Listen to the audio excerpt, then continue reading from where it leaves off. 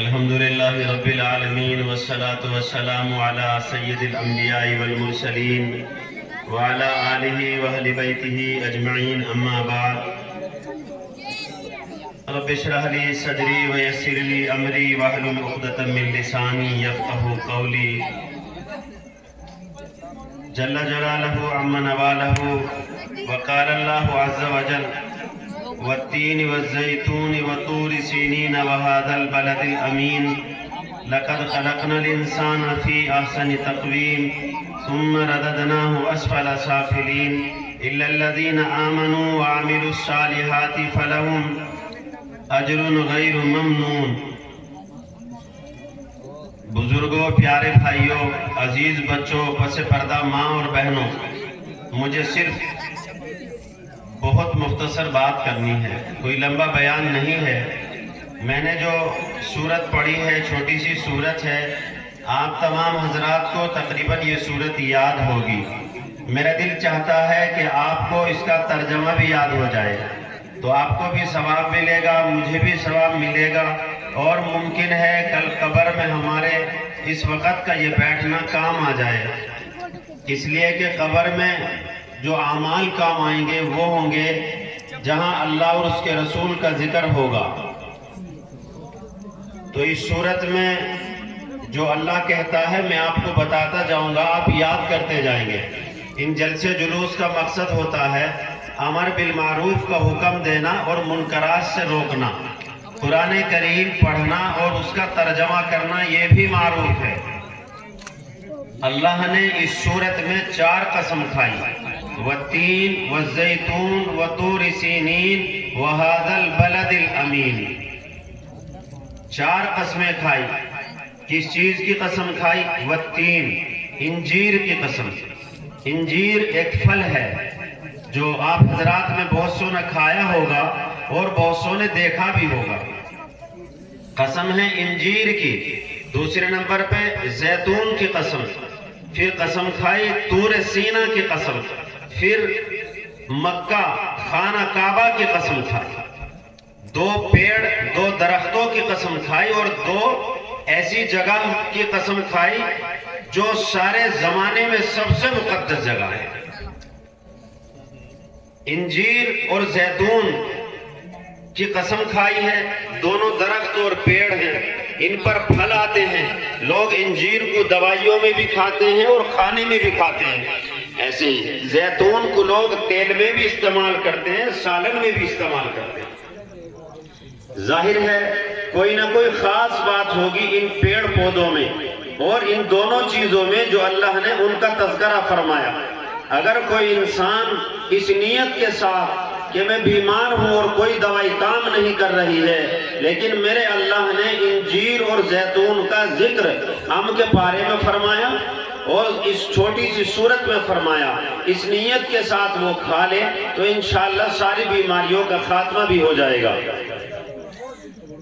انجیر کی قسم، زیتون کی قسم، طور سینا کی قسم۔ آج ہم تمام لوگ بیماریوں سے جھوج رہے ہیں، ہر کوئی بیمار ہے۔ چپے چپے پر ڈاکٹروں کے مرکز، بڑے بڑے میڈیکل کالج ہیں جہاں پر انسان کو لے جایا جا رہا ہے، لیکن یہ انسان ہے، یہ جس کمپنی کا مال ہے، جس کمپنی کا ماڈل ہے، جس کمپنی نے اس کو بنایا ہے، اس انسان کو تو وہی جانتا ہے۔ ساری دنیا دوائی کر کے تھک گئی، حکیموں نے کتابیں لکھی، ڈاکٹروں نے مشینیاں لائی، دوائیوں کو ایجاد کیا، بڑی بڑی لیبریٹری بنائی، جانچ ایجنسیاں بنائیں، لیکن انسان کسی کی سمجھ میں نہیں آیا۔ اس انسان کے اندر کیا کیا اللہ نے رکھا ہے، کتنے پرزے ہیں، کتنے پارٹس بنائے ہیں، کسی کو پتہ نہیں۔ جس نے اس کو بنایا وہ سب سے زیادہ جانتا ہے اور اس نے علاج بھی بتایا۔ تو یہاں پر 2 قسمیں اللہ نے کھائی۔ انجیر کی قسم، مسلمانوں اور نوجوانوں، بزرگوں، انجیر کھایا کرو، جنت کا پھل ہے، 1000 بیماریوں سے شفا دیتا ہے، آپ اندازہ بھی نہیں کر سکتے۔ اسی طریقے سے زیتون کا تیل کھایا کرو، آپ بیمار نہیں ہوگے۔ بڑی بڑی بیماریوں کے شکار ہیں لوگ آج، کوئی دل کا مریض ہے، کوئی لیور کا ہے، کوئی پیٹ کا مریض ہے، کوئی گردوں کا بیمار ہے، کوئی دماغ کا تھمس اپ ہے، یعنی عجیب عجیب بیماریاں ہیں، تو اگر یہ دو چیز کھائی جائیں گی تو انشاءاللہ وہ کمزوریاں نہیں رہے گی، بیماریاں نہیں رہے گی۔ 4 قسمیں اللہ کھا رہا، قسم انجیر کی قسم، زیتون کی قسم اور طور پہاڑ کی قسم۔ طور پہاڑ جانتے ہو، یہ وہ پہاڑ ہے جو حضرت موسیٰ علیہ السلام کو اللہ نے بات کرنے کے لیے بلایا تھا۔ حضرت موسیٰ علیہ السلام سارے نبیوں میں، سارے پیغمبروں میں سب سے جلیل القدر پیغمبر ہونے کے ساتھ ساتھ بڑے ڈھیٹے اور بڑے دل والے پیغمبر ہیں۔ ظاہر ہے کیسے جلیل قدر پیغمبر ہو گئے جنہوں نے ملک الموت کو تماچا مار دیا تھا اور ایک بار اللہ سے کہا ربی ارنی انظر الیک، اے اللہ مجھے اپنی زیارت کرا۔ موسیٰ تم کیا کہہ رہے ہو، کیا مانگ رہے ہو؟ میں اور تمہیں اپنی زیارت، حضرت آدم سے لے کر آج تک کسی نبی اور پیغمبر نے مجھے دیکھنے کی جرات نہیں کی، میری زیارت کی تمنا نہیں کی۔ اے موسیٰ تجھے کیا ہو گیا ہے؟ تو تو میرا جلیل القدر پیغمبر ہے، میری زیارت کی بات کرتا ہے۔ موسیٰ لن ترانی، تیرے بس کا کام نہیں، تم نہیں دیکھ سکتے۔ حضرت موسیٰ علیہ السلام نے اللہ سے ضد کی، درخواست کی ربی ارنی انظر الیک، قال لن ترانی فإن استقر مکانہ فسوف ترانی۔ اللہ نے کہا موسیٰ اگر تم نہیں مانتے اور زیارت کرنا چاہتے ہو تو تمہیں ایک امتحان سے گزرنا پڑے گا۔ یہ طور پہاڑ دیکھ رہے ہو، تم یہاں آ جاؤ، میں اس پر اپنی رحمت کی تجلی ڈالوں گا۔ اگر تم نے ان تجلیوں کو دیکھ لیا اور برداشت کر لیا، پھر ہم تمہیں اپنا دیدار کرائیں گے، پھر ہم تمہیں اپنی زیارت کرائیں گے۔ حضرت موسیٰ علیہ السلام مان گئے، کہا اللہ مجھے منظور ہے، میں آؤں گا۔ طور پہاڑ پہ آئے، حضرت موسیٰ علیہ السلام طور پہاڑ پہ تشریف لائے۔ اللہ نے اپنی خاص رحمت کی تجلی، بجلی جب طور پہاڑ پہ گرائی، طور پہاڑ جل کے راکھ اور کالا ہو گیا، کالا ہو گیا۔ حضرت موسیٰ بھی بے ہوش۔ شاعر اپنے انداز میں کہتا ہے نہ کہوں گا ربی ارنی، نہ کہوں گا ربی ارنی، نہ سنوں گا لن ترانی، وہ ملے تو مہربانی، نہ ملے تو مہربانی۔ حضرت موسیٰ علیہ السلام ہوش میں آئے، یا اللہ واقعی آپ تو آپ ہے، آپ تو آپ ہے، آپ کی قدرت کو کون پا سکتا ہے؟ لیکن حضرت موسیٰ علیہ السلام نے ہمارا یہ فائدہ کر دیا۔ آج مکے کی گلیوں میں، مدینے کی گلیوں میں آپ حضرات سرما لگاتے ہیں، آپ حضرات اپنی آنکھوں میں کاجل ڈالتے ہیں۔ جو مدینے میں سرما بکتا ہے وہ طور پہاڑ کا بکتا ہے۔ کتنا بڑا مقام اس پہاڑ کا ہے۔ تمام اس کائنات میں رہنے اور بسنے والے انسان سرما ڈالتے ہیں اور زیادہ تر سرما طور پہاڑ کا ہی ہوتا ہے۔ تو کتنا مقدم پہاڑ ہے، کتنا مقدس پہاڑ ہے۔ چوتھی قسم وَهَذَا الْبَلَدِ الْأَمِينِ، اور قسم اس شہر امن کی۔ اللہ نے شہر امن کی قسم کھائی۔ خانہ کعبہ جہاں ہے، دنیا کا وسط حصہ ہے، بیچ سینٹر ہے، اس جگہ کی اللہ قسم کھا رہا ہے۔ ظاہر ہے خانہ کعبہ جیسا مقام اور اس جیسی عزت، اس جیسا پاورفل کوئی جگہ اس کائنات میں نہیں ہے۔ اللہ جس کی قسم کھائے وَهَذَا الْبَلَدِ الْأَمِينِ، اور قسم شہر امن کی، شہر مکہ کی، اور وہی خانہ کعبہ ہے، تو اللہ نے یہاں 4 قسم کھائی۔ انجیر کی قسم، زیتون کی قسم، طور سینا کی قسم اور شہر مکہ کی قسم۔ 4 قسم کھا کے اب فرمایا لَقَدْ خَلَقْنَا الْإِنسَانَ فِي أَحْسَنِ تَقْوِيمٍ، اے انسان ہم نے تجھے ساری مخلوق میں سب سے زیادہ خوبصورت، ساری مخلوق میں تجھے اشرف المخلوقات بنایا ہے۔ دوسری صورت میں چلتے ہیں، اسی پارے کی سورہ انفطار ہے۔ اللہ ارشاد فرماتا ہے یا ایھا الانسان ما غرک بربک الکریم، اے انسان تجھے میرے راستے سے کون ہٹا رہا ہے؟ کون تجھے نماز سے روکتا ہے؟ کون تجھے روزے سے روک رہا ہے؟ اللہ اس کو کہہ رہا ہے، اور اس کے بعد فرمایا الذی خلقک فسواک فعدلک فی ای صورت ما شاء رکبک۔ اللہ وہ ذات ہے انسان جس نے تجھے بنایا، پھر تجھے ٹھیک ٹھیک بنایا، یعنی ٹیڑھا میڑھا نہیں بنایا بلکہ سیدھا بنایا۔ فعدلک، پھر تجھے خوبصورت بنایا، تجھے اسمارٹ بنایا۔ ساری مخلوقات میں سب سے افضل بنایا۔ آپ اس کا امتحان لے سکتے ہیں، صبح جب سورج نکلے گا آپ اپنے پاس میں کتا، بلی، گھوڑا، گدھا، بھینس ان تمام کو اکٹھے کر کے بیٹھ جانا اور ایک فوٹو کھنچوا کے دیکھ لینا کہ ان میں سب میں خوبصورت کون ہے۔ کیا انسان کتے سے افضل نہیں؟ کیا انسان بندر سے خوبصورت نہیں؟ اللہ چاہتا تو ہمیں بندر بنا دیتا، کچھ اور بنا دیتا، لیکن اللہ نے ساری مخلوق میں سب سے اشرف المخلوقات کس کو بنایا؟ انسان کو بنایا۔ اور 4 قسم کھا کے اللہ کہہ رہا لَقَدْ خَلَقْنَا الْإِنسَانَ فِي أَحْسَنِ تَقْوِيمٍ، بتحقیق ہم نے انسان کو مخلوق کے اعلیٰ پیمانے پر پیدا فرمایا۔ ثُمَّ رَدَدْنَاهُ أَسْفَلَ السَّافِلِينَ، اور اگر یہ خراب ہو گیا، اس نے ہماری بات کو نہیں مانا، پھر دنیا میں سب سے ذلیل بھی انسان۔ ایک سکے کے 2 پہلو ہوتے ہیں، آپ نے سکہ دیکھا ہوگا، ایک طرف شیر کا نشان ہوتا ہے، ایک طرف بکری کا ہوتا ہے۔ میں مثال دیتا ہوں، ایک واقعے سے بات سمجھ میں آ جائے گی۔ اللہ کے رسول صلی اللہ علیہ وسلم تشریف فرما ہے، حضرت عائشہ ہماری ماں ہے، وہ بھی تشریف فرما ہے۔ کہا عائشہ کچھ مانگو، آج تمہارا جو دل چاہتا ہے مانگ لو۔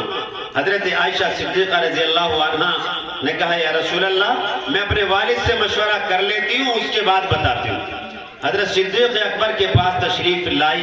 حضرت صدیق اکبر نے کہا عائشہ جاؤ، آج حضور کی محبت کا سمندر ابل رہا ہے، اللہ کے رسول کی محبت بہہ رہی ہے اور محبت کا سمندر جوش مار رہا ہے۔ جا کے حضور سے کہو کہ جب آپ معراج کے سفر میں اللہ سے گئے تھے ملاقات کرنے کے لیے، وہاں جو راز کی باتیں ہوئی ہیں ان میں سے کوئی ایک بات بتا دو۔ اللہ کے رسول صلی اللہ علیہ وسلم نے ارشاد فرمایا عائشہ سنو، وہاں اللہ سے جب میں باتیں کر رہا تھا ایک بات یہ بھی آئی اس میں سے، اگر کوئی مسلمان 2 ٹوٹے مسلمانوں کا دل جوڑ دے اللہ اس کو جنت عطا کرے گا۔ اگر کوئی مسلمان کسی کا فیصلہ کرا دے، رشتہ داری ٹوٹ رہی ہو جڑوا دے، جھگڑا ہو فیصلہ کرا دے، اس کے لیے جنت۔ حضرت عائشہ صدیقہ رضی اللہ عنہ بہت خوش ہوئی، جا کے اپنے والد محترم سے بتایا کہ حضور نے ایسا کہا ہے۔ حضرت صدیق اکبر رونے لگے، ہچکیاں بھر بھر کے روئے۔ حضرت عائشہ صدیقہ رضی اللہ عنہ نے کہا اے والد محترم، اللہ کے رسول نے تو خوشخبری سنائی ہے اس آدمی کے لیے جو 2 آدمیوں کا ٹوٹا دل جوڑ دے، اس کے لیے جنت کی بشارت ہے۔ آپ رو رہے ہیں کہ عائشہ تمہیں معلوم نہیں، حضور نے یہ کہا ہے جو 2 آدمیوں کے ٹوٹے دلوں کو جوڑے فلہ الجنہ، اس کے لیے جنت ہے۔ جا کر پوچھو اس کا دوسرا رخ کیا ہے، اگر کوئی 2 جوڑے ہوئے دلوں کو توڑ دے اس کے لیے کیا ہے۔ حضرت عائشہ صدیقہ رضی اللہ عنہ تشریف لائی، کہا یا رسول اللہ آپ نے کہا جو آدمی 2 دلوں کو جوڑے اس کے لیے جنت، اور جو 2 دلوں کو توڑ دے اللہ کے رسول اس کے لیے کیا؟ حضور نے فرمایا فلہ النار، اس کے لیے جہنم ہے، اس کے لیے جہنم ہے۔ تو ایک سکے کے 2 رخ ہوتے ہیں، جو آدمی 2 دلوں کو جوڑے گا، رشتہ داروں کو جوڑے گا اسے جنت ملے گی، جو رشتہ داروں کو توڑے گا، لوگوں کے تعلقات توڑوائے گا، اس کے لیے جہنم۔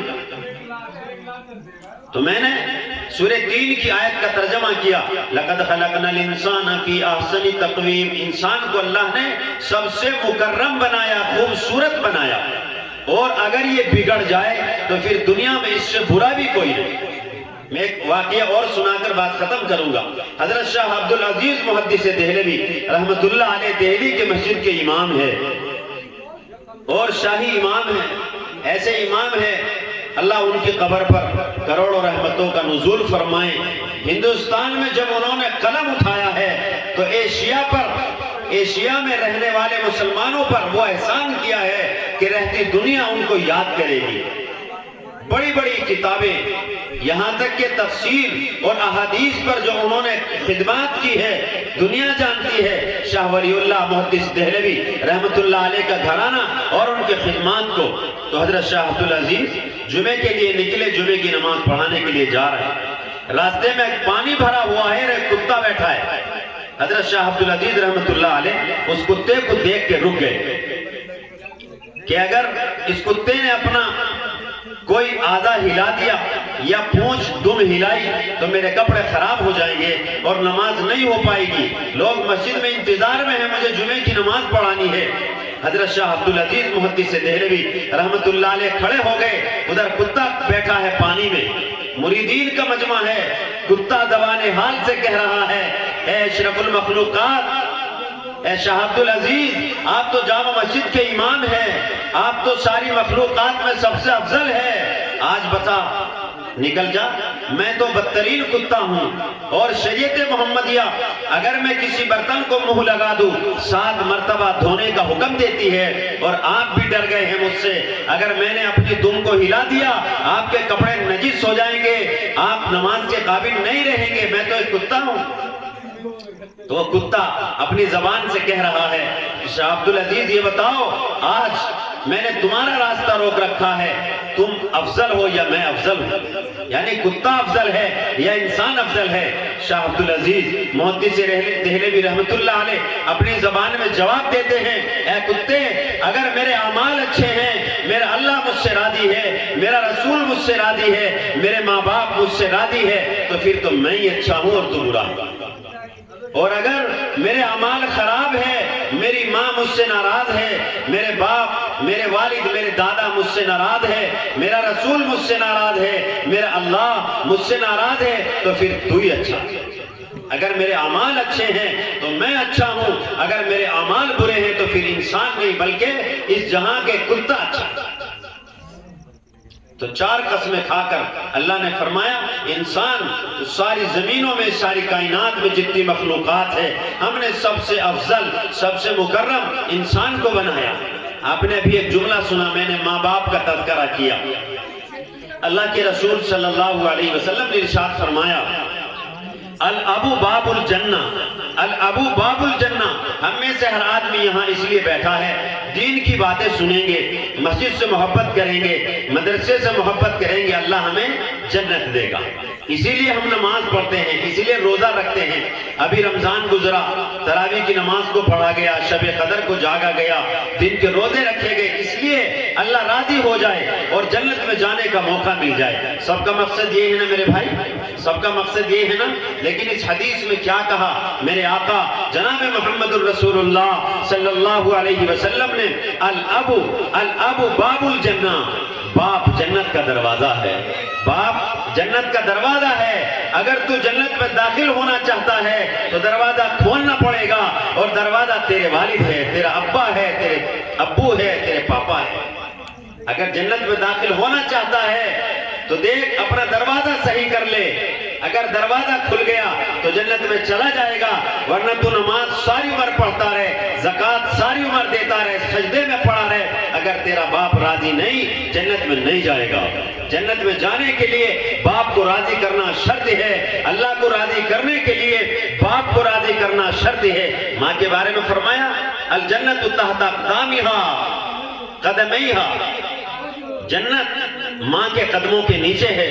جس آدمی نے اپنی ماں کو راضی کر لیا وہ جنت میں چلا گیا.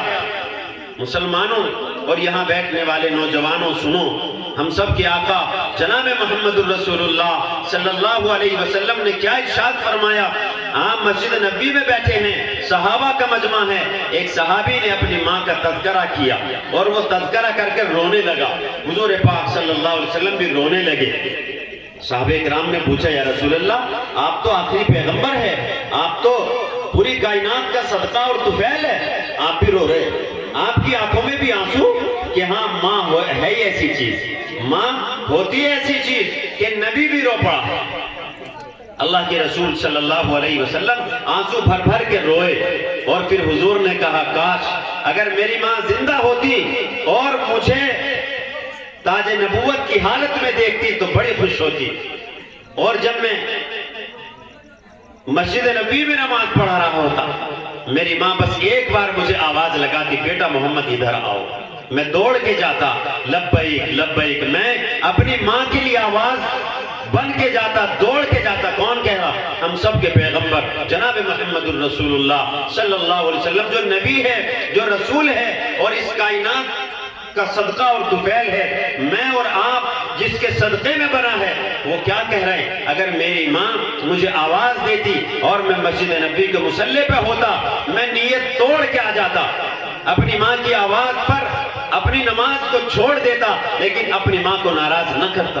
مسلمانوں، جس نبی نے، جس پیغمبر نے ہمیں سبق پڑھایا ہو کہ جنت میں جانے کا راستہ ماں اور باپ ہے، آج ہمارے وہ بوڑھے ماں باپ دوائی کو ترس گئے، اپنی خدمت کو ترس گئے، کوئی ان سے بولنے کو تیار نہیں، ان کی ایک سننے کو تیار نہیں۔ یاد رکھو، جتنی ترقی تمہارے پاس ہے، جتنی دولت تمہارے پاس ہے، اس بوڑھے باپ کا صدقہ ہے، اس بوڑھی ماں کی دعا ہے۔ آپ کو تو پتا بھی نہیں، ماں باپ کتنی چھوٹی سی چیز پر خوش ہو جاتے ہیں۔ ابھی عید کا موقع گزرا ہے، پتہ نہیں کتنے والد، کتنی ماؤں نے کپڑے نہیں بنائے، لیکن اپنے بچوں کو نئے کپڑے بنا کر دیں۔ بس وہ تو اتنی سی بات سے خوش ہو جاتے ہیں کہ میرے بچے نے اچھا کپڑا پہن لیا، میرا بیٹا اچھی گھڑی لے کر کے آ گیا۔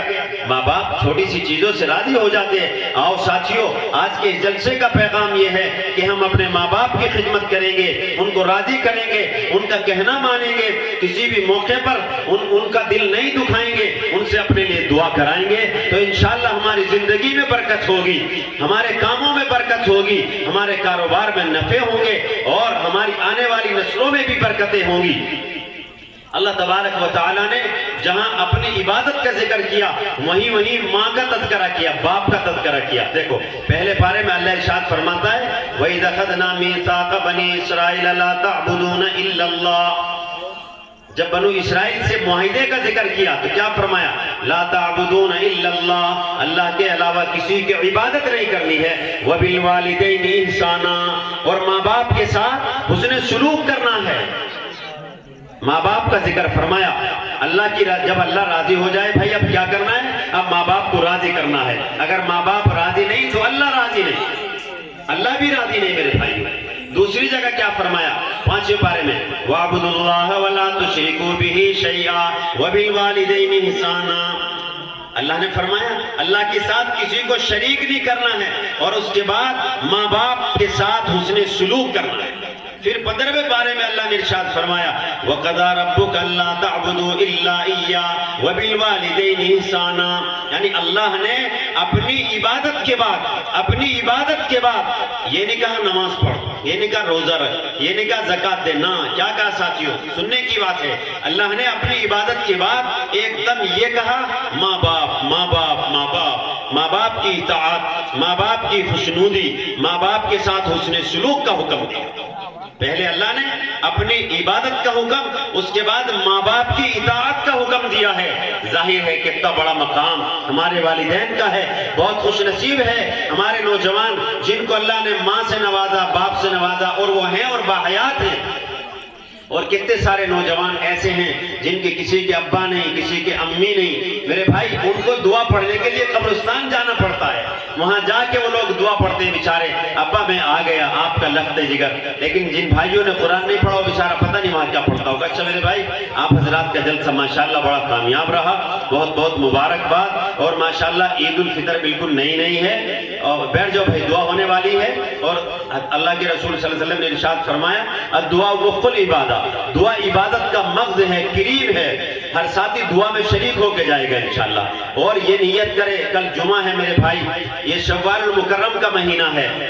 یہ کون سی تاریخ ہے؟ عید کے بعد۔ اب کیا چل رہا ہے میرے بھائی؟ کون سا مہینہ ہے؟ یہ شوال کا مہینہ ہے، یہ شوال کا مہینہ ہے۔ خدا کرے آپ مدینہ جائے، اور وہاں مدینہ تب آپ جائے تو شہدائے احد پہ بھی آپ کا جانا ہو، شہدائے احد پر بھی آپ کا جانا ہو۔ عید سے بعد میں جو مہینہ شروع ہوتا ہے اس مہینے کا نام شوال المکرم ہے۔ اس مہینے میں سن 3 ہجری میں اللہ کے رسول صلی اللہ علیہ وسلم کے ساتھ غزوہ احد ہوا، اور اس غزوے میں سید الشہداء حضرت حمزہ رضی اللہ تعالی عنہ حضور پاک صلی اللہ علیہ وسلم کے سگے چچا ہے، اس غزوے میں شہید ہوئے، اور 70 صحابہ شہید ہوئے۔ انہی کے نام سے شہدائے احد، شہدائے احد، احد پہاڑ پر وہ جگہ ہے، اور پہاڑ پر وہ جگہ ہے اور سارے صحابہ کی قبریں ہیں. تو یہ ایک یادگار عشرہ ہے, یادگار ہفتہ ہے. شوال کا مہینہ جب جب آتا ہے ہمیں بتاتا ہے کہ اسی مہینے کے اندر, انہی تاریخوں کے اندر اللہ کے رسول صلی اللہ علیہ وسلم کے سگے چچا حضرت حمزہ سید الشہداء رضی اللہ تعالیٰ عنہ شہید ہوئے ہیں, اور ان کے ساتھ میں 70 صحابہ اور شہید ہوئے ہیں. اور سنو ساتھیو, اللہ کے رسول صلی اللہ علیہ وسلم کہ رخسار مبارک پر جو زخم لگا تھا وہ بھی اسی عشرے میں لگا تھا, اور حضور پاک صلی اللہ علیہ وسلم کے جو دندان مبارک شہید ہوئے تھے وہ بھی اسی عشرے میں ہوئے تھے. شوال المکرم کا مہینہ تھا, شوال المکرم کا مہینہ تھا, سن 3 ہجری تھی. اللہ کے رسول صلی اللہ علیہ وسلم سے اس جنگ میں ایک لفظ زبان سے ایسا سنا ہے ساتھیوں, بالکل عجیب و غریب. آج تک آپ نے حدیثوں کی سند اور صحابہ کے واقعات میں یہ سنا ہوگا کہ میرے ماں باپ آپ پر قربان یا رسول اللہ, یا رسول اللہ میرے ماں باپ آپ پر قربان. لیکن اس کا الٹا جملہ اگر کہیں ملا ہے, اگر کہیں ملا ہے تو اس غزوے میں ملا, اس عشرے میں ملا. حضور پاک صلی اللہ علیہ وسلم کی حفاظت میں حضرت سعد ابن ابی وقاص تشریف لائے اور حضور پاک صلی اللہ علیہ وسلم کی طرف سے تیر چلا رہے, تو اللہ کے رسول نے فرمایا سعد میرے قریب ہو جاؤ, اور یہ فرمایا فدا کا ابی و امی یا سعد. اس روایت کو امام بخاری امام مسلم نے نقل کیا ہے اور سند جید کے ساتھ نقل کیا ہے. اے سعد ابن ابی وقاص میرے قریب ہو جاؤ اور تیر چلاؤ. بس سعد ابن ابی وقاص نے ایسے تیر چلائے, کفار مکہ دم دبا کر بھاگ گئے. اللہ سے دعا ہے اللہ ہم تمام حضرات کو سلامت رکھے, یہ بستی آباد رہے, اللہ ساری خوشیاں آپ حضرات کی جھولی میں ڈال دے, اللہ یہ جلسہ کامیاب رہے, اور جو حضرات یہ جلسے میں شریک رہے باری تعالیٰ ان کو نعم البدل عطا فرمائے. حضرت قاری صاحب ہمارے بڑی محنت کرتے ہیں ماشاءاللہ, جزاکم اللہ خیر جزا. وآخر دعوانا الحمدللہ رب العالمین.